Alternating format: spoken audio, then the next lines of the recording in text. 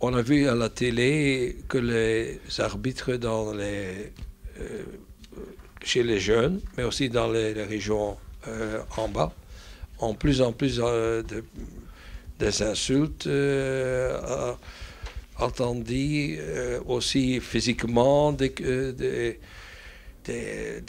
attaques et tout ça. C'était le même cas dans votre temps, quand vous avez débuté, ou c'est devenu pire? Oui, c'est ça, c'est un peu c'est la question de l'agression. C'est la question, malheureusement, aujourd'hui, où nous, quand je dis nous, je parle ici de la Commission centrale des arbitres que vous appelez CSC. C'est comme ça que nous perdons énormément des arbitres chaque saison. Le problème se trouve maintenant au niveau des parents. Nous sommes parents, parce que moi aussi je suis parent. Quand il m'arrive d'aller voir un match un samedi matin, ou quand c'est possible un dimanche, des matchs des jeunes évidemment, ce qu'on entend les parents dire autour des terrains n'encourage pas les jeunes arbitres à venir faire l'arbitrage ou à rester dans l'arbitrage. D'où, malheureusement, dans mon temps, il ne faut pas avoir peur de dire des choses, dans mon temps, ce n'était pas comme ça. Ça va faire 16 ans quand même que j'arbitre en Belgique. Les choses s'empirent, mais malheureusement, c'est un problème de société. Et je dis souvent que il y a souvent les gens qui me disent au rugby ça marche, les gens ils sont éduqués, le supporter du rugby il est éduqué. Je dis oui, pour que ça marche dans le football, il faut que nous qui vivons maintenant, on va mourir dans 50 ans et les enfants qui vont venir au monde dans 50 ans, on va les éduquer autrement pour que ça marche au football. C'est malheureux parce que le problème, c'est maintenant au niveau des personnes âgées comme nous. Et nous, on doit éduquer les enfants, malheureusement. Oui. Être arbitre sur un terrain où il y a 20 spectateurs, des parents, ou être hurlé à Real Madrid pendant 90 minutes, même des milliers de spectateurs. Je veux dire, c'est pas la même chose, parce que c'est pas la même chose. C'est pas la même chose parce que quand il y a 60 personnes autour du stade, quand quelqu'un respire, on l'entend respirer quand on est arbitre. Oui, il suffit que quelqu'un dise oui, on le sait. Mais quand il y a personnel. Oui, mais non, mais c'est ce que j'ai envie de dire. Ça veut dire que si quelqu'un vous insulte alors qu'il y a 60 personnes, on le regarde, on sait c'est qui. Maintenant, comme vous parlez de Madrid où il y a 20 000 ou 60 000 personnes, voilà. Quand les gens si les gens en crient, on ne sait pas c'est qui. Ben, c'est tout un groupe de personnes. Oui. Mais c'est jamais gai à entendre que ça soit les 60 personnes, pire encore 60 000, mais 60 000, il faut encore décoder ce que les gens disent. Parce que quand ils sont 60 000, ils crient quelque chose que à la rigueur, vous n'entendez pas. Mais quand il y a 60 personnes, une personne parle, on sait ce que la personne dit, on comprend ce que la personne dit. Oui. Donc, une fois de plus, c'est malheureux pour nous, parce que faire l'arbitrage aujourd'hui, ça devient un problème parce que les parents qui sont autour du terrain. Oui. En jeunes aujourd'hui, c'est très compliqué. Dernière question, autre chose, depuis quelques jours, des footballeurs sont suspendus grâce ou par des images de vidéos de TV. Votre opinion sur là, est-ce que n'est pas une dégradation de la responsabilité de l'arbitre?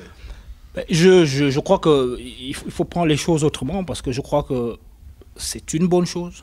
Je dis bien c'est une bonne chose parce qu'on peut tout dire, même avec 25, 60 caméras, il y a des moments même, les 60 caméras n'arrivent pas à voir quelque chose. Il faut beaucoup d'angles et tout ça.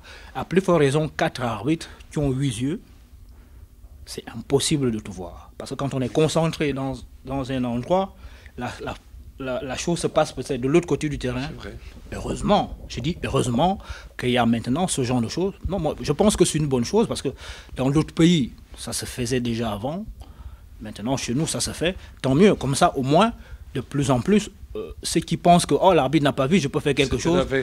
Voilà, je peux faire quelque chose. Maintenant, il peut être suspendu, même si l'arbitre n'a pas vu. Ça, c'est une bonne chose. Comme ça empêche évidemment les agressions sur les terrains cachés, parce que caché, quand c'est caché, ça veut dire que les arbitres n'ont pas vu. On fait quelque chose derrière les arbitres. Et si les images, entre guillemets, maintenant le font, je dis c'est une bonne chose, parce que je ne veux pas dire que ça va rendre le football propre, parce que quand on trouve quelque chose, quand on arrive à éliminer quelque chose, ils trouvent toujours autre chose. Parce qu'avant, c'était le coup de coude, maintenant, on fait la faute, quand le ballon est parti, on fait la faute derrière l'arbitre, il regarde déjà là-bas. Donc ils trouvent toujours quelque chose, mais c'est vrai qu'avec les images, pour nous, c'est une bonne chose parce que dans d'autres pays, ça se faisait déjà aussi avant. Ouais. Merci. Pas de problème, c'était avec grand plaisir. Avec grand plaisir, ouais. Ja, Jérôme Nzongo zegt ja, het is inderdaad waar. Het geweld rond terreinen waar spelertjes uit de jeugd of in lagere reeksen spelen, het publiek, de beledigingen, ook de bedreigingen allemaal, die worden erger dan vroeger. En het zijn vooral de ouders die in plaats van de spelertjes aan te moedigen, maar ook een soort respect op te brengen voor de scheidsrechters, die ervoor zorgen dat een aantal scheidsrechters jong talent afhaken omdat ze gewoonweg niet meer durven. In mijn tijd was het zo erg niet. Dan een tweede vraag, hoe zit dat met lawaai, de beledigingen op het veld? Ja, zegt hij, het is veel erger als je 20 mensen hebt die je persoonlijk staan uit te schelden en te bedreigen, tussen twee koeienvelden in, ergens in een lagere reeks, of dat je het boegeroep hoort op een veld zoals Real Madrid, maar het blijft even onbeleefd. Dan tenslotte de laatste vraag, of de videobeelden waardoor bepaalde fouten nu worden vastgelegd als de arbiter het niet gezien heeft, waardoor dat die speler dat wel gesanctioneerd, of dat eigenlijk degradatie is voor de scheidsrechter. Nee, zegt hij, de twee zijn er goed, want de spelers zijn ook niet van gisteren, maar die videobeelden kunnen ook niet alles vastleggen. Het is een hulpmiddel, maar uiteindelijk blijft het aan die 8 ogen van...